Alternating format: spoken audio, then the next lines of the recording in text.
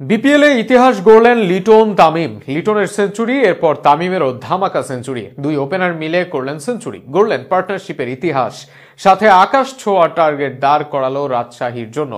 ৬-৪ ৬-৪ 50 century 50 century. আসলে এভাবেই ব্যাখ্যা করা যায় ঢাকা ক্যাপিটালসের ইনিংসটা, যেখানে জায়গা পাবে না উইকেট নামের কোনো শব্দ। দুই ওপেনার মিলে যা করলেন তা অবিশ্বাস্য। শুরুতে তানজিদ তামিম সানজামুলকে মেরে শুরু করলেন ১ ওভারেই ২১ রান। এরপর তানজিদ থেমে লিটন দাস 50 করলেন। এরপর আবারও দুর্দান্ত ব্যাটিং করে 50 করলেন তামিমও। আর কিছুক্ষণ পরই সেঞ্চুরি হাঁকালেন লিটন কুমার দাস। এরপর ৪-৬ নিজের শতকটাও ছুঁয়ে ফেললেন তানজিদ তামিম।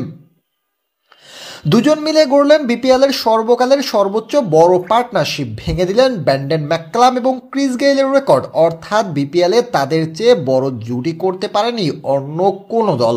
ফলে রাজশাহীর বিপক্ষে বিশাল এক টার্গেট দাঁড় করিয়েছে ঢাকা ক্যাপিটালস, যে টার্গেটটি বিপিএলের ইতিহাসের অন্যতম বড় টার্গেট। তবে ঢাকার প্রথম জয়ের অপেক্ষা আর রেকর্ডের চেয়েও বড় আলোচনা জন্ম দিয়েছে লিটন কুমার দাসের ইনিংস।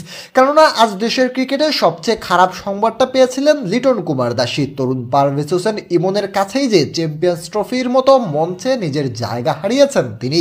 আর সেখানে আজ ঢাকার হয়ে আবারও ওপেন করতে নেমেছিলেন, কিছুটা দেখে শুনে শুরুও করেছেন।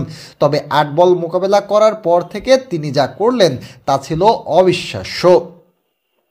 মাত্র ২৪ বলেই করেছেন নিজের 50, তাতেও থামেননি তিনি। একের পর এক ৪-৬ লম্বা করেছেন নিজের ইনিংস। এরপর ৪৪ বলে সেঞ্চুরি করেছেন তিনি।